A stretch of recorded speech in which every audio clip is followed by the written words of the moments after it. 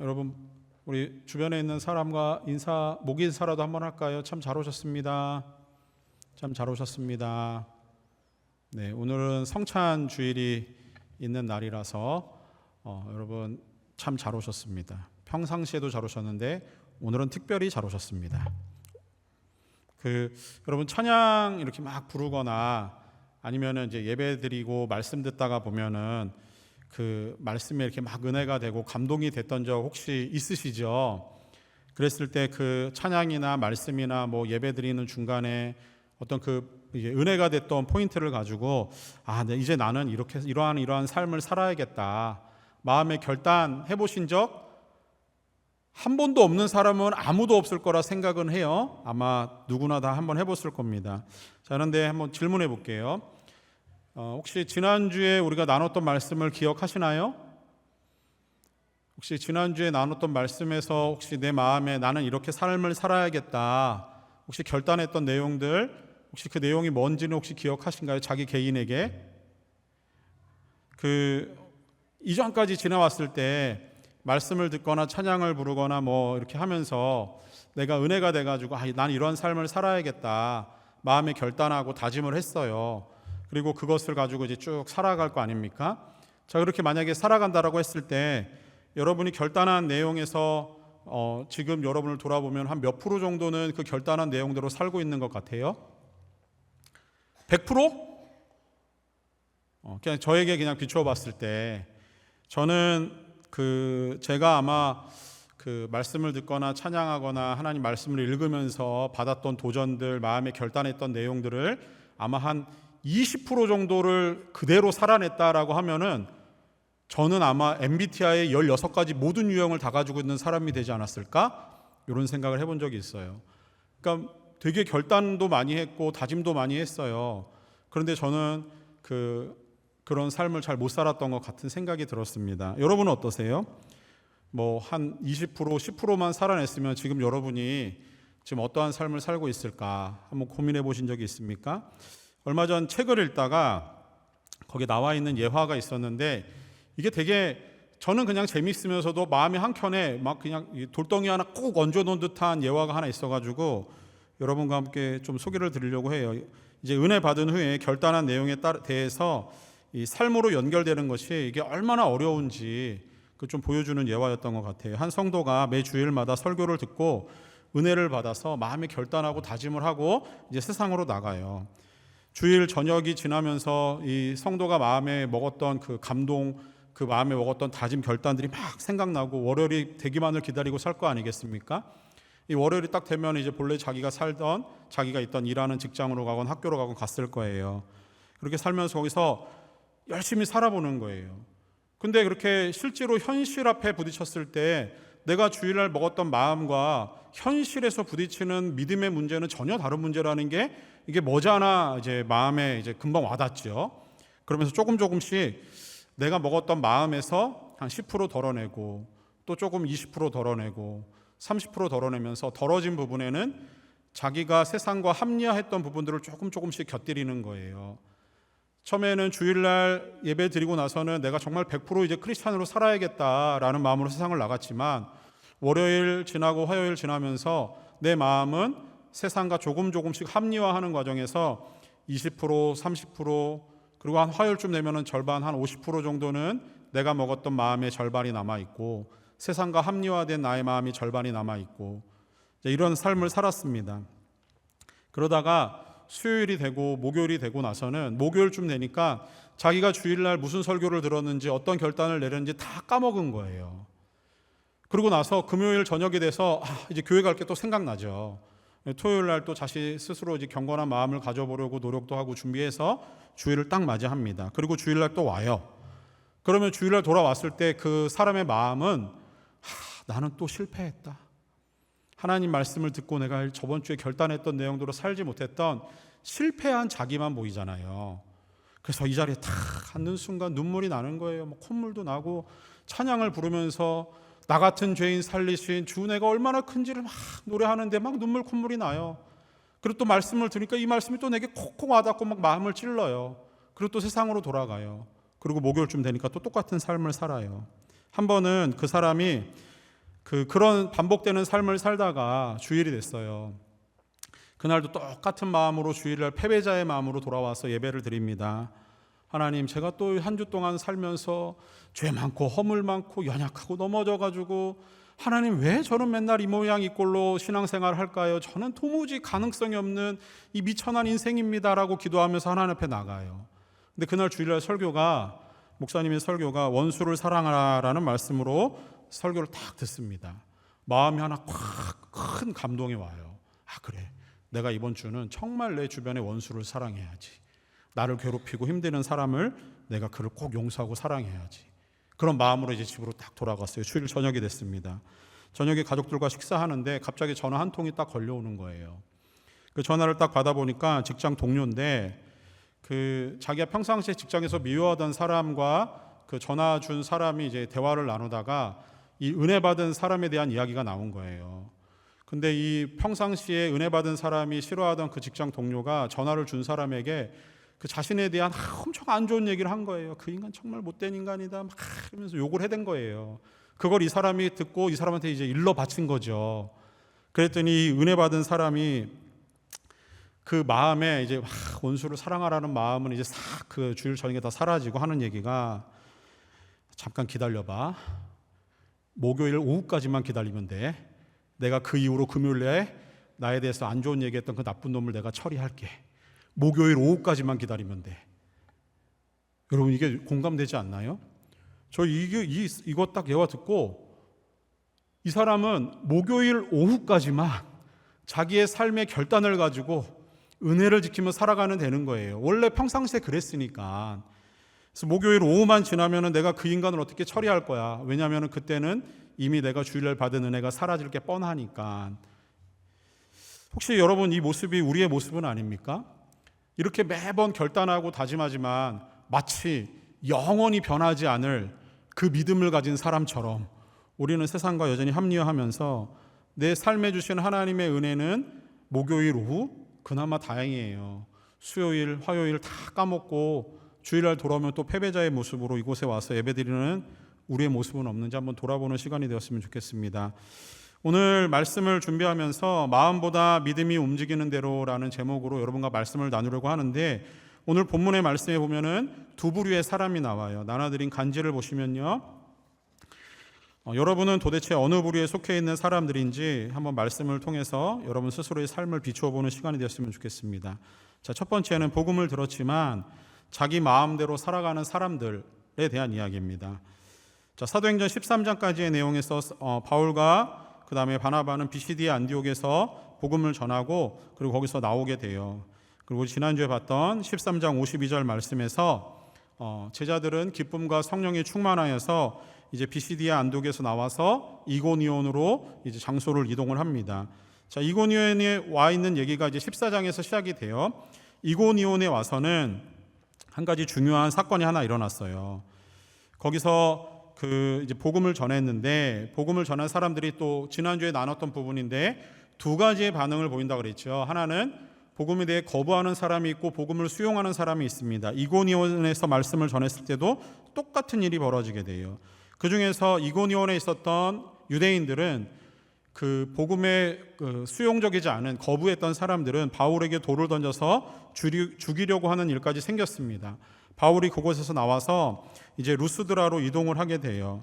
자, 루스드라에 왔을 때 벌어진 일입니다. 자, 첫 번째를 보시면은 루스드라 사람들의 반응이 있는데, 그 사람들에게 있었던 한 가지 중요한 사건이 있어요. 그건 뭐였냐면은 바나바를 제우스라고 그리고 바울을 헤르메스라고 부르려고 하는 일이 생깁니다. 자, 이 일이 왜 일어나게 되었냐면은 루스드라에 도착해서 이 바울 일행이 나면서부터 걸어보지 못한 사람을 걷게 한 거예요. 환자를 치유하는 사건이 일어났습니다. 이 사건을 보면서 루스드라 사람들이 깜짝 놀란 거예요. 어떻게 이런 일이 벌어졌나. 자기들이 믿는 제우스와 헤르메스 신이 이제 강림하셨다라고 하면서 바나바를 제우스로, 그 다음에 바울을 헤르메스라고 부르려고 하는 일들이 벌어진 겁니다. 그래서 그 바울과 바나바가 머물고 있는 집에 그들이 찾아와서 거기에 이제 제사를 드리기 위해서 화한 그 꽃도 갖다 놓고 뭐 제물도 갖다 놓고 이제 그 앞에서 제사를 드리려고 하는 거예요. 왜요?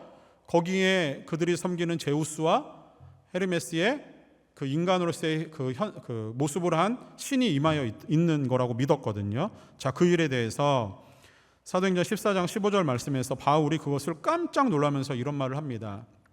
자막을 주시면 이르되 여러분이여 어찌하여 이런 일을 하느냐, 우리도 여러분과 같은 성정을 가진 사람이라. 여러분에게 복음을 전하는 것은 이런 헛된 일을 버리고 천지와 바다와 그 가운데 만물을 지으시고 살아계신 하나님께 돌아오게 함이라 라고 그들에게 복음을 전합니다. 다시 얘기해서 그들은 잘못된 신을 믿고 있었던 것을 바울이 지적을 하면서 그들에게 바른 신앙을 넣어준 거예요. 자, 그런데 이 일이 있고 나서 이게 이제 불과 얼마 지나지 않아서 두 번째 단락을 보시면은 믿음의 결단보다 마음이 움직이는 대로 행동하는 사람들의 이야기가 그대로 나와요. 제가 오늘 우리가 읽은 본문의 19절 말씀은 같은 지역에서 일어난 사건입니다. 그 루스드라라고 하는 지역에서 이 사람들이 조금 전에는 바울과 바나바를 자기들이 믿는 신이라고 생각해서 그 사람들에게 예배드리고 제사를 드리려고 했었는데, 그런데 이전에 비시디의 안디옥과 이고니온에서 있었던 그 유대인들, 그러니까 복음을 거부했던 사람들이 이 루스드라까지 찾아온 거예요. 바울 일행에 복음 전하는 것을 방해하고 바울을 어떻게 잡아서 해보려고 찾아온 겁니다. 자, 조금 전까지는 어떤 마음이었어요? 복음을 듣고 마치 반응한 것처럼 잘못된 그들의 복음의 반응을 사도 바울이 바로 잡아주면서 하나님은 이런 분이시다라고 복음을 전했습니다. 그들은 그것을 듣고 기뻐했어요. 그런데 얼마 지나지 않아서 마음의 결단과 다르게 그들의 결단은 믿음이 아닌 마음으로 행동하는 것을 보게 되는 부분이 이제 나와요. 자, 14장 19절 우리가 읽은 본문에 보니까 유대인들이 안디옥과 이고니온에서 와서 무리를 충동하니 그들이 돌로 바울을 쳐서 죽은 줄로 알고 시외로 끌어내치니라. 자, 한 가지 사건이 생겼어요. 이고니온에서 바울을 돌로 치려고 했던 사람들이 이제 루스드라까지 이동해서 거기서 예수 믿기로 작정한 사람들에게 그들을 설득하고 나서 바울에게 돌을 던지는 사건이 일어났습니다. 불과 얼마 전까지는 이 사람들이 바나바와 바울을 자기들이 믿는 신이라고 생각하며 추앙하고 경배하고 숭배하려고 했어요. 바울이 그것을 바로잡아주고 하나님이 그렇게 하시는 것이다라고 알려주면서 이들의 마음 가운데 하나님이 누구신지에 대한 것을 아마 들었을 겁니다. 그들이 만약에 그 복음을 듣고 바울에 대해서 그렇게 호의적이고 그 복음에 대해서 수용하려고 하는 자세를 가지고 있었을 거예요, 초반에는. 그런데 얼마 지나지 않아서 그들은 복음대로 사는 삶을 버리고 자기들의 마음이 행동하는 대로 행동을 하는 것을 보게 됩니다. 누구든 들리는 복음을 듣고 그리고 그 복음에 대해서 반응하고 그 복음에 대해서 자신의 삶을 비추어 보는 것은 자연스러운 일이에요. 복음을 들었을 때 두 가지 반응, 적대적인 반응을 보이든 호의적인 반응을 보이든 이 모든 사람에게 자연스럽게 나타나는 반응이라고 하는 거예요. 나는 복음을 들었는데 냉랭해요. 아무 반응이 없는 것 같아요. 그 반응은 복음에 대해서 적대적인 반응에 해당합니다. 복음은 항상 사람에게 증거되었을 때 두 가지 반응으로만 나타나요. 그것을 받아들이려든 하든 받아들이지 않고 거부하든 이런 거예요. 누구든 그래서 복음을 들으면 거기에 반응을 하게 돼요. 그런데 여기에서 우리 예배드린 우리 모든 사람들은 복음에 대해서 우호적이고 호의적인 반응을 보인 사람들이에요. 여러분들 아마 시간을 되돌려 보면 어느 때 수련회 때건 찬양을 부를 때건 기도할 때건 뭐 말씀을 읽었을 때건 눈물을 흘리고 자신의 삶을 결단했던 시간들이 있었지 않습니까? 복음 때문에 마음의 감동이 와요. 그리고 그것을 가지고 내 삶의 결단과 다짐으로까지 가게 되어 있습니다. 그건 어쩌면은 굉장히 쉽고 자연스러운 일이에요. 누구나 다 그런 반응을 보일 수 있어요. 특히 복음에 대해서 호의적인 사람들은 자신이 복음을 듣고 났을 때 복음에서 오는 찔리는 마음을 가지고 자신의 삶의 방향들을 바꾸려고 하는 시도를 끊임없이 하는 사람들이 맞아요. 그건 자연스러운 거예요. 누구나 일어날 수 있는 일입니다. 그런데 그 자연스러운 마음의 반응이 우리의 삶의 전체적인 삶을 이끌고 변화시키는 것은 아니라는 거예요. 마음의 반응은 삶으로 연결되는 중요한 단계가 필요합니다. 자, 여기까지 가지 않으면 우리는 예수 믿기로 10년, 20년, 30년, 40년 시간은 오래 지났지만 변화되지 않는, 여전히 반응을 보이지 않는 그런 사람들과 똑같은 거예요. 사랑하는 여러분, 마음의 감동이 되고 은혜가 되어서 결단을 하는 것은 누구나 할 수 있어요. 예수 믿지 않는 사람들도 좋은 목사님의 설교를 듣고 또 찬양의 가사를 보면서 마음의 감동을 받아요. 똑같은 감동입니다. 성령이 그 사람의 마음에 터치하시는 거예요. 하나님이 터치하시면 마음에 반응이 오고 감동이 와요.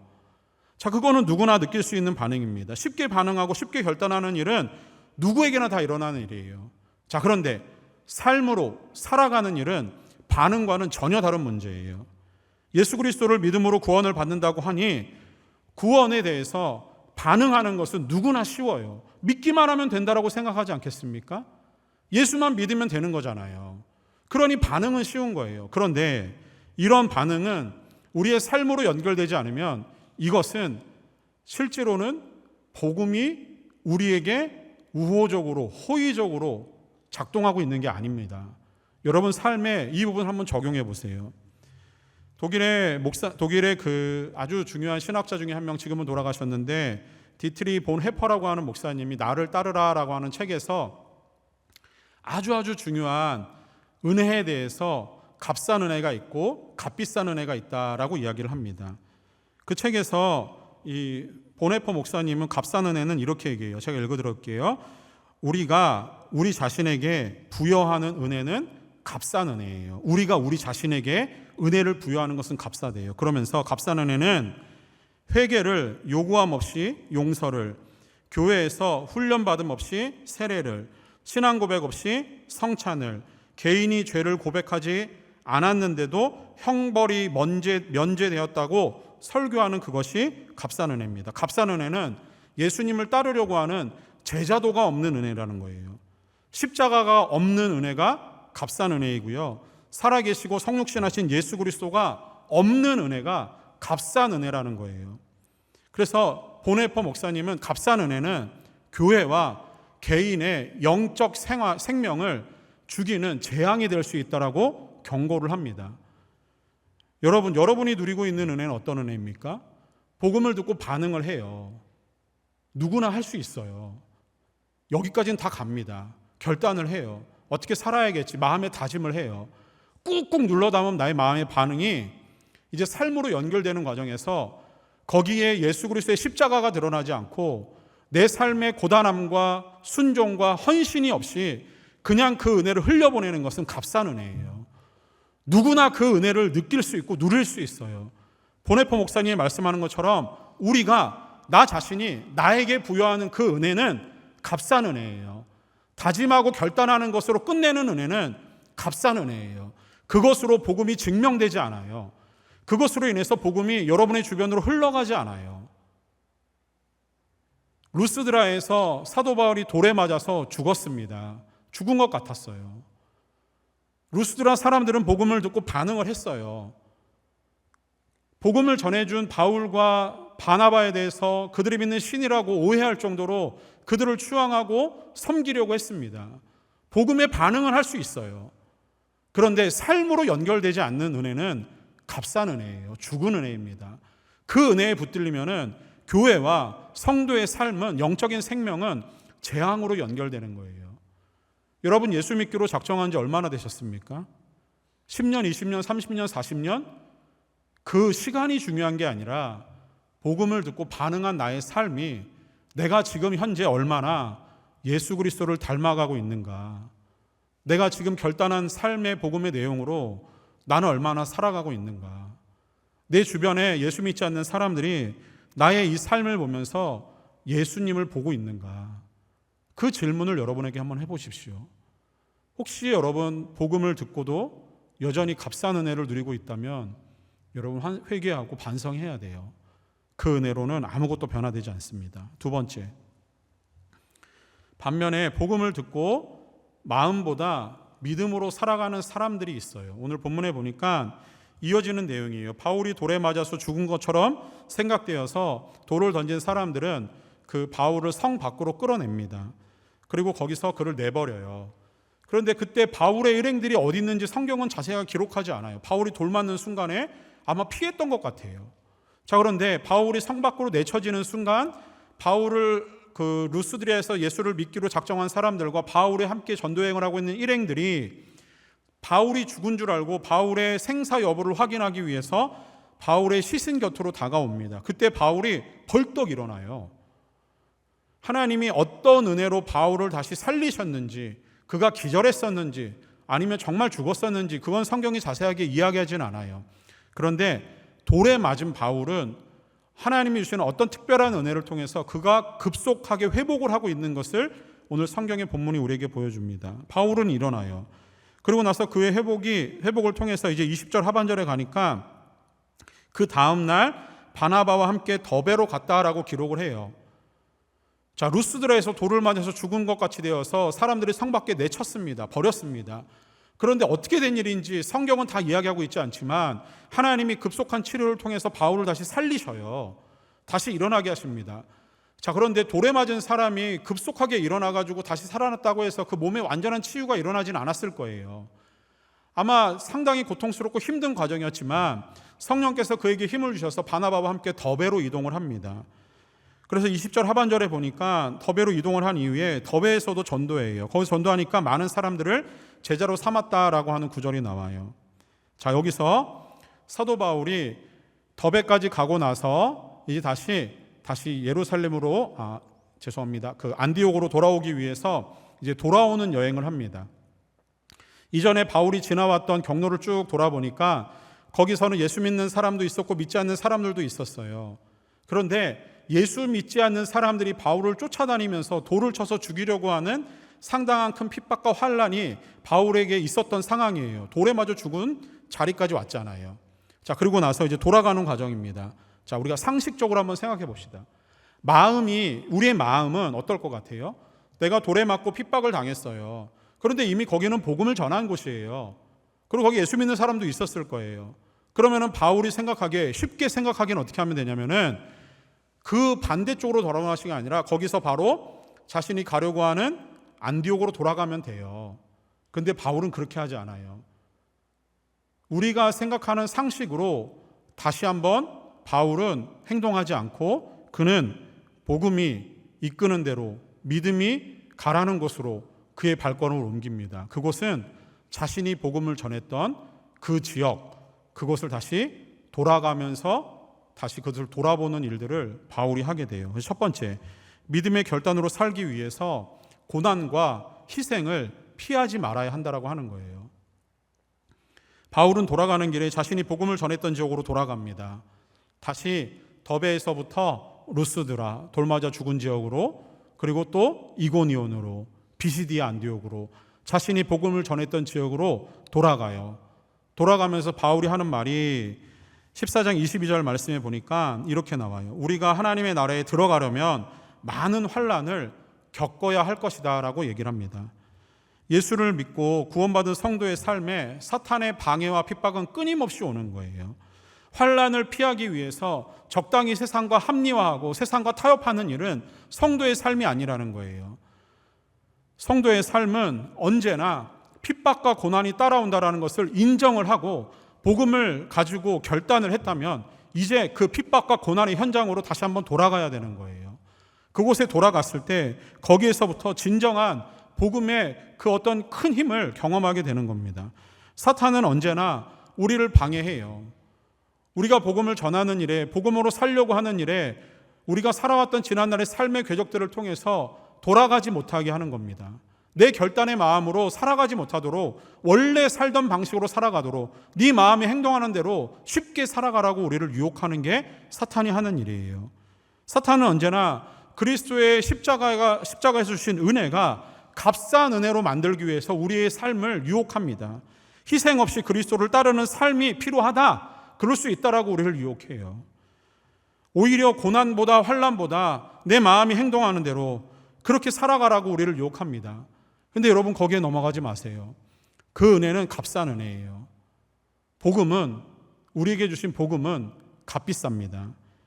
그래서 복음은 값비싸기 때문에 환난과 고난, 핍박이 있어도 그것을 붙들라고, 거기에 하나님 나라에 대한 소망이 있다고 우리를 이끌어가는 거예요. 확실한 것은 환난과 핍박과 같은 것이 사탄의 관계로 인해서 우리에게 오는 것은 복음을 가지고 살아가는 성도의 삶은 어쩔 수 없는 일이지만 그 환난과 핍박이 사탄으로부터 왔다 해도 복음은 우리를 결코 무너지게 하지 않아요. 환난과 핍박은 잠시이지만 하나님이 우리에게 주신 천국에 대한 소망과 빛나는 천국은 영원한 것이거든요. 사탄의 간사한 속임수에 넘어가지 마세요. 하나님의 자녀로 살기로 다짐을 하고 결단을 하셨다면 믿음을 가지고 고난과 핍박이 있는 자리로 나아가십시오. 거기까지 가야 예수님이 주신 십자가의 거룩한 은혜, 그 값비싼 은혜를 경험할 수 있습니다. 주님이 주신 은혜는 십자가에서 우리를 대신해서 그 살을 찢으시고 피를 흘리신 은혜예요. 하나님이 친히 우리와 같이 되시기 위해서 인간의 몸을 입고 이 땅에 오신 은혜입니다. 그리고 그 몸을 갈기갈기 찢어서 우리를 위해서 내어주신 은혜가 십자가의 은혜고, 우리의 죄를 찢으시며 우리를 새롭게 하신 은혜가 십자가에 죽으신 은혜예요. 그래서 예수님은 이 값비싼 은혜를 성경 말씀에서 이렇게 설명을 해요. 누군가가 하나님 나라에 대한 소망을 가지고 그것에 대한 진리를 발견했다면 그것이 값비싼 진주임을 깨닫고 자신의 모든 소유를 다 갖다 팔아버린대요. 그러면서도 얻어야 되는 것이 하나님 나라에 대한 소망이고 값비싼 은혜라고 이야기합니다.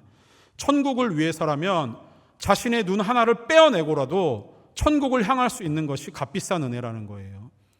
천국을 위해서라면 내가 죄짓는 나의 손을 끊어내고 발을 끊어내서라도 가야 되는 값비싼 은혜는 천국이라고 우리에게 말씀을 합니다. 사랑하는 여러분, 복음을 듣고 반응하는 것은 누구에게나 일어나는 자연스러운 현상이고 일상적인 일이에요.